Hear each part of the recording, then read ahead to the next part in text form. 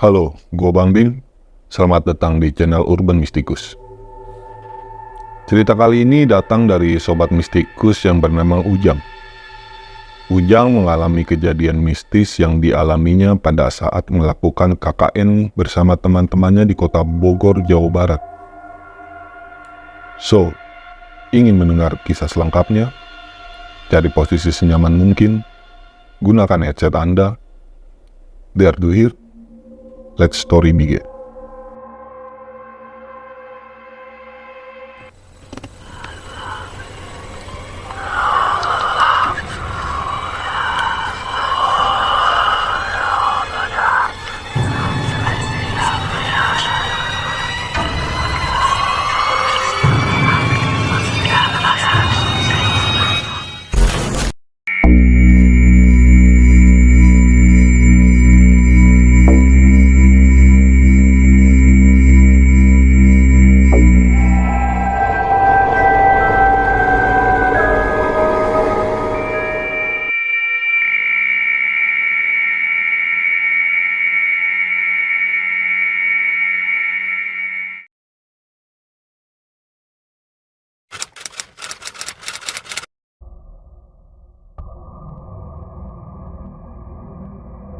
Cerita kali ini bermula pada tahun 2015, di mana Ujang dan teman seangkatannya akan menjalankan program KKN dari universitas mereka.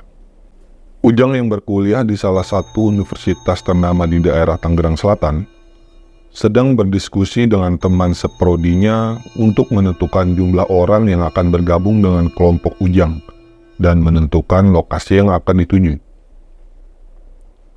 Lokasi yang diarahkan dari pihak universitas hanya diberikan dua opsi lokasi. Yang pertama di kota Tangerang dan yang kedua di kota Bogor. Disertai lokasi desa dari masing-masing kota. Pada masa tersebut, mahasiswa diberikan waktu untuk mencari teman-temannya untuk dimasukkan ke dalam kelompok. Ujang berusaha mencari rekan dari fakultas lain lewat sosial media atau dari rekan yang berada di organisasinya. Kebetulan organisasi yang diikuti oleh Ujang banyak dari fakultas lain yang ada di dalamnya. Sehingga harapan Ujang dapat lebih mudah untuk mencari rekan yang dapat diajak kerjasama pada saat KKN nanti. Sosial media yang digunakan pada saat itu hanya Facebook dan Twitter. Dan Ujang membuat iklan atau postingan di berandanya berharap ada yang melihat dan menghubunginya. Rekan Ujang pun demikian, berusaha untuk mengajak mahasiswa dari fakultas lain untuk bisa bergabung dengan kelompoknya, dengan hanya menggunakan media sosial yang mereka punya. Maklum, pada saat itu, rekan-rekan Ujang tidak aktif dalam berorganisasi. Hanya Ujang saja yang selalu berkecimpung dalam kegiatan intra maupun ekstra kampus. Setelah 3-4 hari, beberapa rekan mahasiswa baru terjaring sekitar 3 orang dari Fakultas Ekonomi dan Bisnis. Salah satu dari mereka, yang bernama Sita, mengabarkan ke Ujang lewat Twitter. Kebetulan Sita dan 2 rekannya itu sedang mencari kelompok juga. Akhirnya Sita dan 2 rekannya gabung dalam kelompok Ujang. Selang 1 hari, setelah Sita dan kawan-kawannya bergabung, ada 2 mahasiswa yang bergabung ke kelompok Ujang dari Fakultas Ilmu Sosial dan Ilmu Politik. Salah satu dari mereka yang bernama Dava menghubungi ke rekan Ujang dan bersedia untuk gabung ke kelompoknya.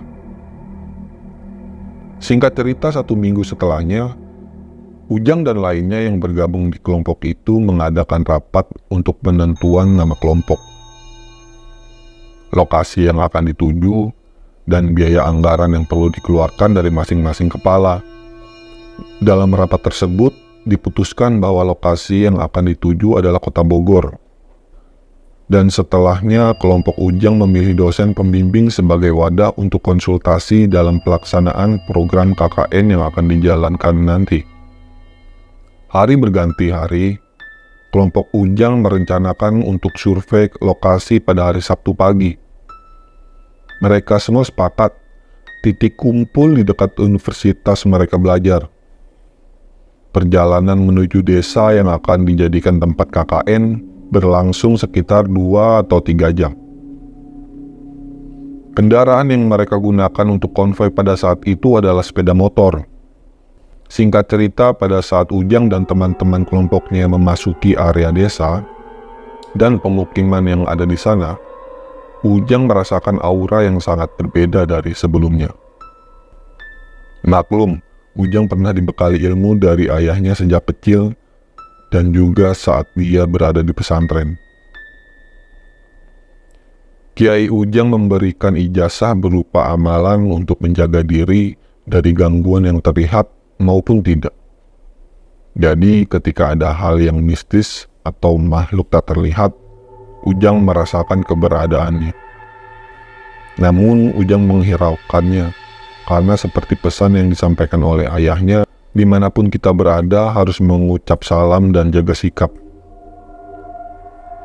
Karena lokasi itu pasti ada penunggu. Jika kita sopan, mereka yang tak terlihat pun tidak akan mengganggu. Maka setelah itu, Ujang mengucapkan salam agar para penunggu yang ada di desa tersebut tidak macam-macam kepada teman-temannya. Sesampainya di desa, mereka bersilaturahmi dengan perangkat desa dan warga yang ada di sana.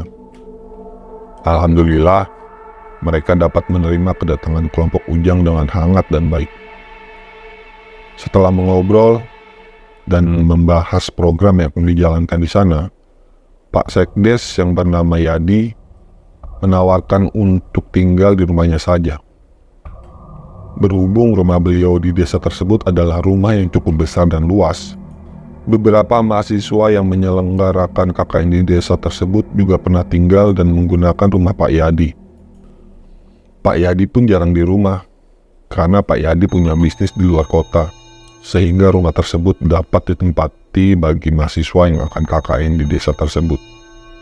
Bagaimana kelanjutan kisah Ujang? Stay tune terus di channel Urban Mystikus. Terima kasih telah mendengarkan sampai detik ini. Bagi sobat mistikus yang ingin sharing cerita, baik tragedi atau kisah mistis lainnya, bisa kirim ke alamat email kami di urbanmystikus@gmail.com atau DM ke akun Instagram Urban Mystikus.